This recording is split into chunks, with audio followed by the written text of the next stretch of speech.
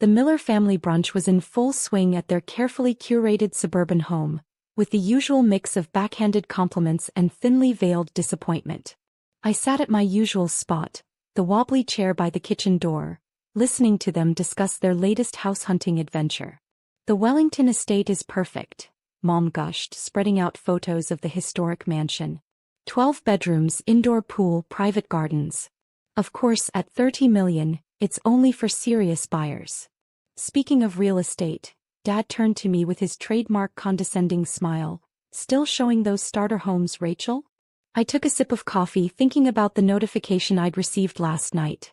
My little real estate company, Phoenix Properties, had just closed its 100th luxury development deal. The same company that now owned the Wellington estate through a discreet holding corporation. The business is going well, I replied carefully. We're expanding into new markets. New markets? My sister Jessica snorted, adjusting her designer watch. You mean those run-down neighborhoods you're trying to revitalize? How charitable. My phone buzzed, a message from Alex, my COO. Wellington estate papers finalized. You now own their dream house. Open house scheduled for 2 p.m. today. You know, Mom said, patting my hand with fake sympathy, Jess's husband Tony could get you a real job at his development firm. Something more substantial than showing tiny houses to first-time buyers. I smiled, thinking about the past 5 years.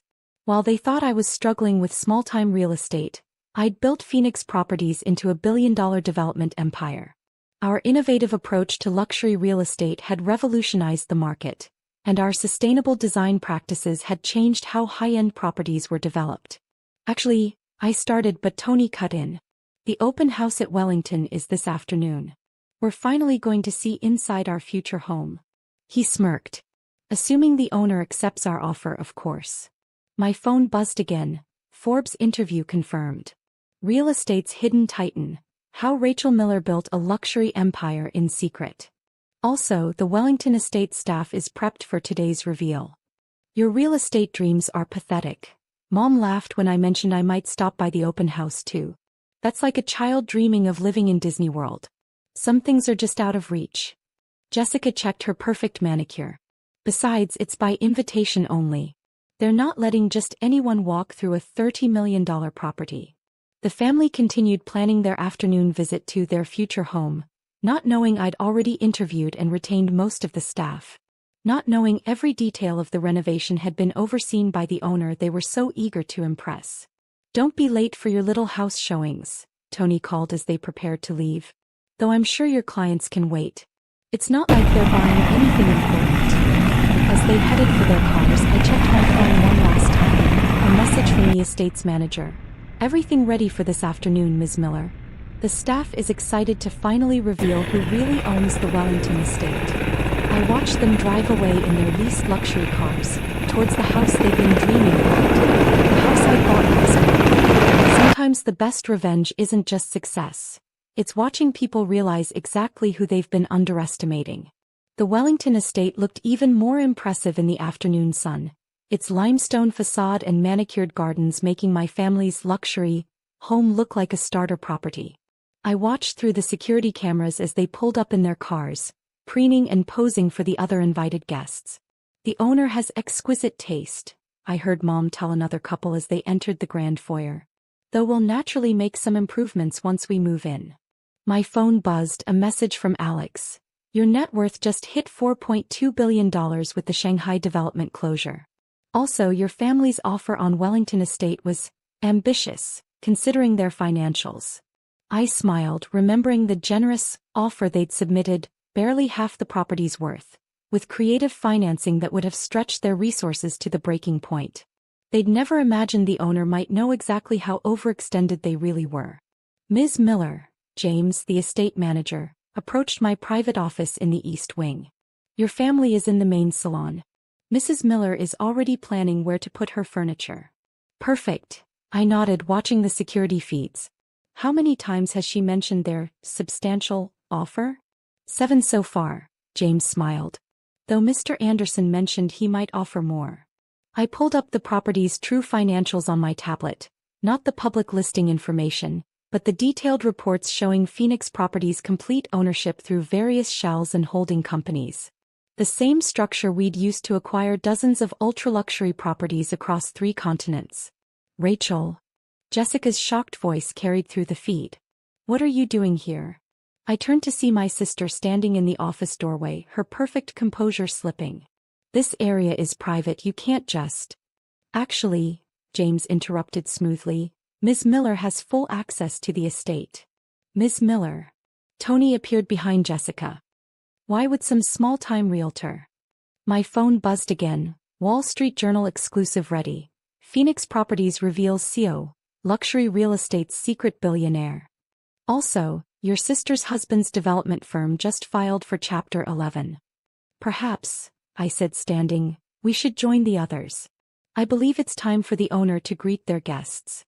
The main salon fell silent as I entered, followed by James and my executive team.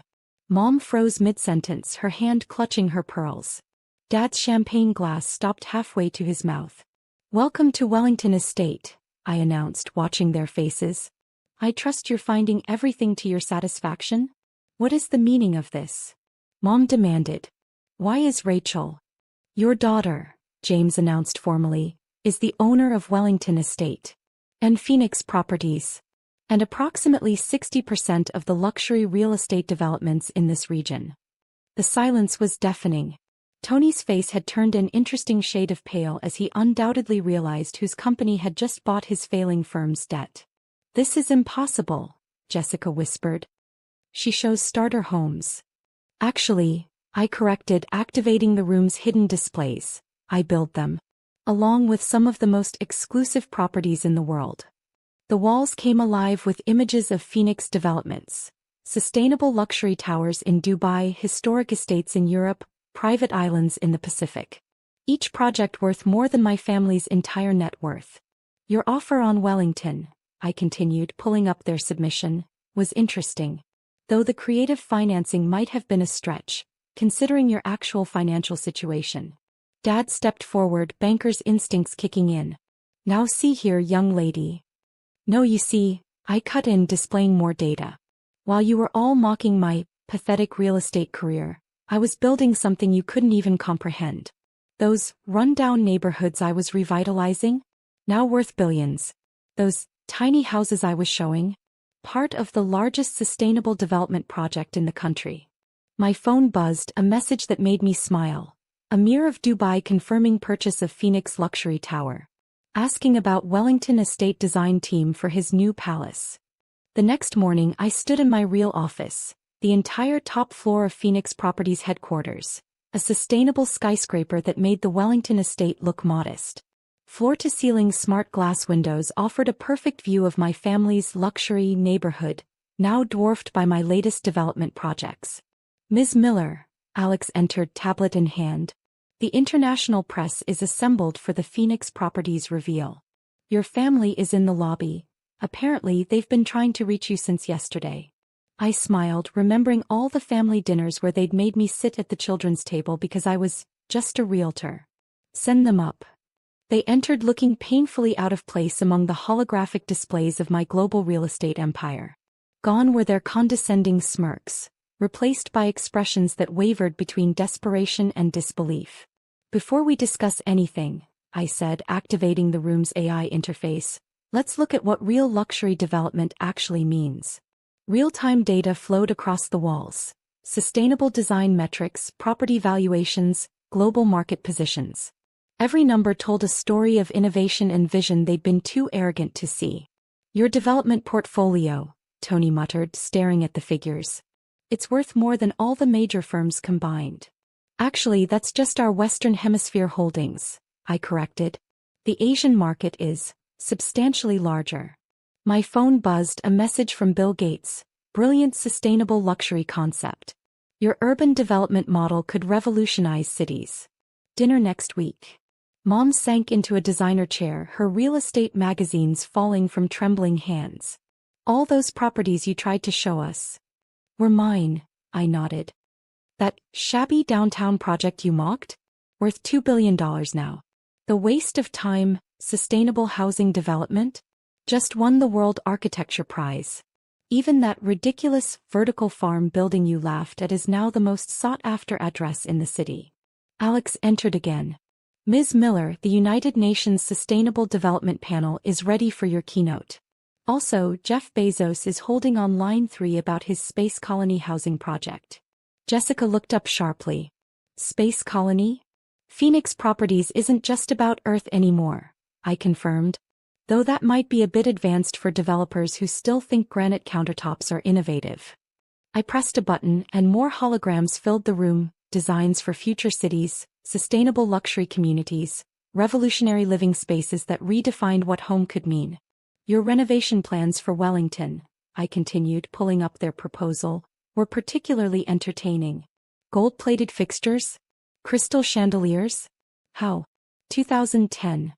Dad stepped forward, his real estate investment experience suddenly feeling prehistoric. But the traditional luxury market is dying, I cut in. Today's ultra-wealthy want sustainable luxury, intelligent design, properties that enhance life rather than just displaying wealth. Something you might have noticed if you'd ever listened to my pathetic ideas. My phone buzzed again. Chinese government requesting consultation on entire smart city development. Budget, unlimited. Your position at the country club, Mom said quietly, your social standing, will be quite different now, I confirmed. Though I'm not interested in joining. I prefer clubs that value innovation over inheritance. The doors opened as my global design team filed in, followed by international media. The contrast between their visionary discussions and my family's outdated notions of luxury was stark. The future of luxury real estate starts today, I announced, standing. You can either adapt to a world where true luxury means sustainable innovation, not just marble floors, or you can become obsolete. Though, I smiled, I should mention that Phoenix now owns most of the properties you consider prestigious. My phone lit up one final time. The message made me laugh. Middle Eastern royalty requesting complete smart palace development. Also, your family's country club is being converted into a sustainable community center. Your sister's right, Alex said quietly to Jessica. You've been measuring luxury by outdated standards. Not outdated, I corrected. Just inadequate. Real luxury isn't about impressing the neighbors. It's about improving the world. I stood, preparing for the press conference. Oh, and about Wellington Estate? The staff has been instructed to provide you with details of available properties more within your means. Though you might want to hurry, Phoenix's entry-level homes tend to sell quickly. Dad adjusted his tie, a nervous habit from a simpler time. Rachel, we never knew. That's the problem, I replied. You never looked past your own limited vision. You never considered that true luxury might come from someone who saw beyond golden faucets and marble floors. The global press began filing in as my family tried to process their new reality. Their dream home would now become a showcase for everything they'd failed to understand about modern luxury. I took my place at the podium, catching my reflection in the smart glass.